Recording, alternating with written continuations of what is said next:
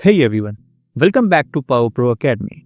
Today we are going deeper into object-oriented programming with advanced OOP concepts, inheritance, polymorphism, and encapsulation. Sounds intense? Don't worry, I will make it super easy with examples. So let's get started. Okay, so now let's start with inheritance. So in real life, a child inherits traits from their parents, right? In programming, a class can inherit property and behavior, which we call methods, from another class. We call the parent the base or superclass and the child the derived or subclass. So let's jump into our VS Code and see one example of inheritance. So here we are in our VS Code and I have a class there which is class animal, and inside that I have a method or behavior which is speak, and in this speak I am printing this animal makes a sound. Now I have another class which is dog and it is inherited by the animal. So here I am writing class dog and inside this I am writing animal which is the parent or base class of the dog.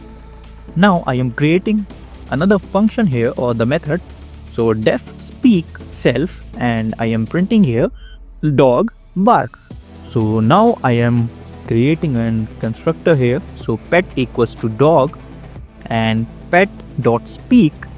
So the dog class inherits from animal, but it also overrides the speak method. This leads us to, so this is what we can call inheritance, where we can inherit some property from the base class and derived it into the derived class or the subclass or the child.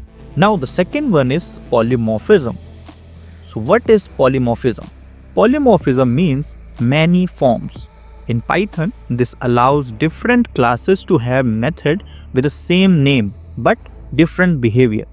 So let's see an example here. So I have a class cat and inside that there is a method which is speak, and in speak I am printing cat meow. Now I am initialize it, so animals, and inside it I have a list of classes. The first one is dog which we created earlier, and now the second one is cat. So I am generating a loop here for a in animals a dot speak. So each object respond to speak in its own way. This is called polymorphism. So this is polymorphism in action. So which we create in the method in a dog class. So here we can see dog barks and the cat meows. So we are calling a single method from two different classes. Now what is encapsulation? So encapsulation means keeping data safe by hiding it inside the class. Now it's like how a car hide its engine. You only use the steering, not the wiring. So here is an example. So we have a class bank account and inside it I have a constructor there. So def init self dot underscore balance, and it is 0 for now and it is a private variable.